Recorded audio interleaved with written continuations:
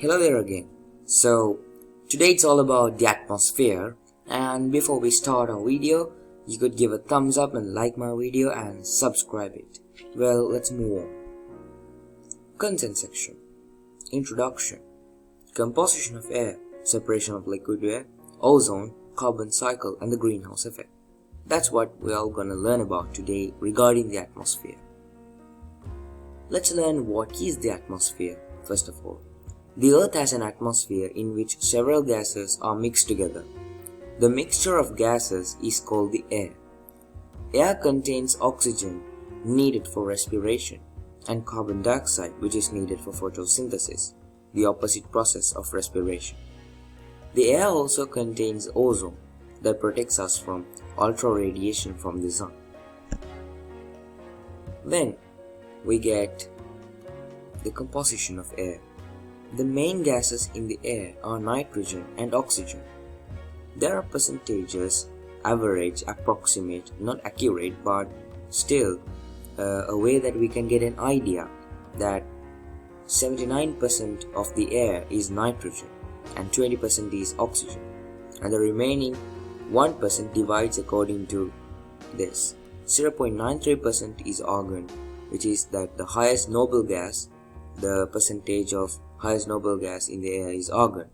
If you have ever asked the question, that's argon. And the remaining percentage belongs to the other gases in the air like carbon dioxide, sulfur dioxide, those type of gases. Separation of liquid air. Air can be liquefied and then separated by fractional distillation. Fractional distillation is a process which we use also to separate two soluble solvents, two or more soluble solvents according to their boiling points. It's being used in the same procedure for liquefied air, which means air is initially liquefied and then heated so that the air which is being liquefied here will separate according to their boiling points. The lowest having boiling point gas will evaporate first, and the highest boiling point gas will evaporate last, so that we could identify them according to the thermometer readings too.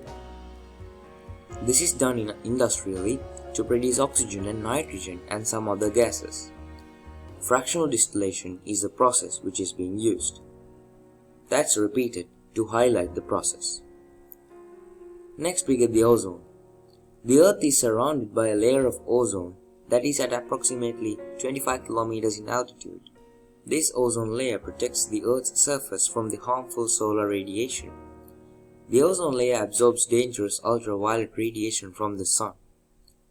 The ozone layer is constantly being destroyed by chlorine atoms that are released from CFC, used in aerosols, refrigerators, and cleaning solvents when they are destroyed by sunlight. CFC, the long form, is chlorofluorocarbon and was initially found long time ago. I'll make another video regarding CFC so that you get more information regarding chlorofluorocarbons and would be helpful and needful for you all. Moving on, we get the carbon cycle. The carbon cycle describes how carbon is circulated in the world and is summarized by the diagram shown beside. Well, we get carbon dioxide initially from air and water, mainly from the air, which is being absorbed by plants and is photosynthesis mainly done, chiefly plants, algae also. Then these plants are either like when burnt or when eaten, consumed. When burnt, cell respiration of the burning decay. That makes carbon dioxide go back to the air. That's a small process. But when we come on to consuming process, where heterotrophs, like chiefly animals like cows and goats, lambs, they eat grass or tree leaves. They get consumed. The leaves get consumed. So that now the leaves are within the animals. So then organic compounds of heterotrophs lie on the ground, either when they are dead or either their fecal matter. They are decayed by the fungi and bacteria, and carbon dioxide is released into the air. Calcium carbonate, which is limestone used in oil and coal, use carbon dioxide to produce it, reaction of calcium and carbon dioxide.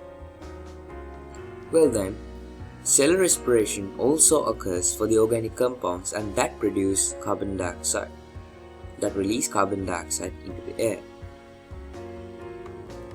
The greenhouse effect. In the day, heat from the sun in form of infrared passes through the atmosphere heating up the earth. At the night, the earth radiations heat to outer space. Some atmospheric gases trap heat from the sun, thus preventing the loss of heat. This is called the greenhouse effect, which is essential or else the earth will be too cold for life. We get the greenhouse effect further. Two major greenhouse gases are carbon dioxide and methane. Methane, another name, is biogas. The increase of carbon dioxide is due to mainly to the increased use of fossil fuel, and the increase in methane due to the increased decay of vegetation, which is in turn due to deforestation and increased farming of rice and fields. So we've come to the end of our video, and thanks for watching, and please make sure that you have liked my video, shared and subscribed.